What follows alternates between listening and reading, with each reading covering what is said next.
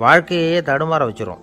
பாதுகாப்பு இல்லாத உணர்வு, ஒரு விதமான டிப்ரெஷன் மனநிலை, இதெல்லாம் தான் இதுக்கு காரணமாக அமையலாம். சில பேர் காய்கறி நறுக்க கத்தியை கையில் எடுத்தால் கூட நேரம் சரியாக இருக்கா அப்படின்னு பார்த்துட்டு தான் வேலையை ஆரம்பிக்கிறது வழக்கம். அறிவு தான் மனசுக்கு வாத்தியாராக இருக்கணும். அப்போ தான் வாழ்க்கை நிம்மதியாக இருக்கும். அறிவு மனசு சொல்கிறபடியெல்லாம் கேட்க ஆரம்பிச்சுட்டுதுன்னா இடைஞ்சல் தான். ஒருத்தருக்கு 7ஆம் நம்பர் தான் ராசியான நம்பரான். 7ஆம் தேதி தான் எந்த காரியத்தையும் ஆரம்பிப்பாராம். 7 எழுத்து வர்றது மாதிரி பேரை மாற்றி வச்சுக்கிட்டார். 7 மணிக்கு தான் தினமும் எழுந்திருப்பார். 7ஆம் நம்பர் வீட்டில் தான் குடியிருக்கார். கல்யாணம் கூட 7ஆம் தேதி தான் பண்ணிக்கிட்டார். அவர் ஒரு நாள் குதிரை பந்தயத்துக்கு போனாராம். குதிரையோட பேரையெல்லாம் பார்த்தார். ஒரு குதிரையோட பேர் 7 எழுத்தில் அமைஞ்சிருந்தது. 7 தானே இவருக்கு அதிர்ஷ்ட நம்பர். அதனால் உடனே அது பேரில் பணத்தை கட்டினார். பந்தயம் நடந்தது.